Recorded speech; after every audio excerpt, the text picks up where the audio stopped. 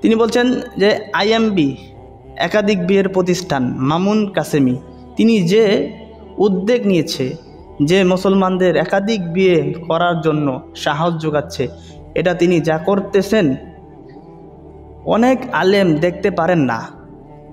IMB আপনারা জানেন যে বাংলাদেশে একটা সংস্থা আছে আইএমবি, মামুন কাসেমি তিনি খুব সুন্দর চার বিয়ে সমাজে চার বিয়ে যাতে এই প্রথাটা যাতে ব্যাপকভাবে হয়, উনি এর জন্য একটা প্রতিষ্ঠান খুলেছেন।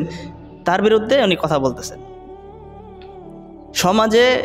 আমাদের সমাজে জেনার হার বেশি হয়ে গেছে, বিবাহ হার কম।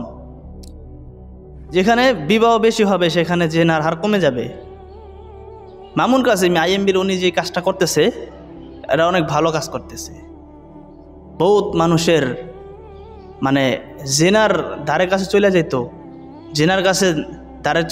জেনার কাছে না গিয়ে হালাল পন্থায় বিয়ে করতেছে। চার বিয়ে, আপনার শরীয়ত বলতেছে যে আপনার চরিত্র হেফাজত থাকতে হবে। আপনি একটা করবেন না দুইটা করবেন এটা আপনার ব্যক্তিগত ব্যাপার, কিন্তু আপনার চরিত্র হেফাজত রাখতে হবে। একটা কথা বলেন তো, একটা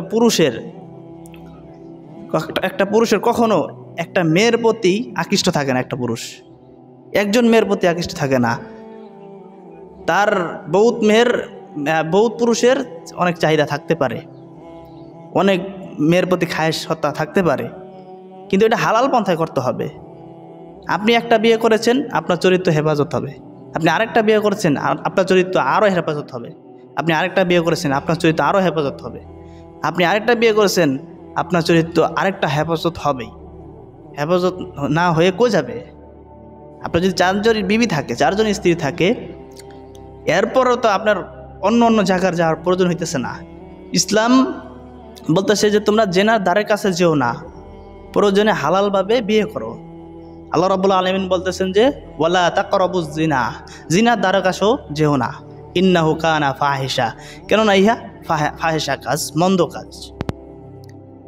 তো খারাপ কাজে যাওয়া যাব না, হালাল পন্থায় বিয়ে করা নেওয়া যাব।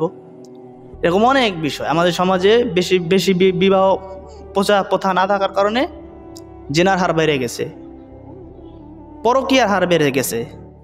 এই যে পরকীয়া যারা করছে ওরা যদি আজকে পরকীয়া না করে হালাল পন্থায় বিবাহ করত, বাংলাদেশে পরকীয়ার হার এত বাড়ছে। সমাজ বিবাহটারে কঠিন করে ফেলাইছে, জেনাটারে সহজ করে লাইছে। এটা সমাজে মানুষ দেখবেন যে পরকীয়া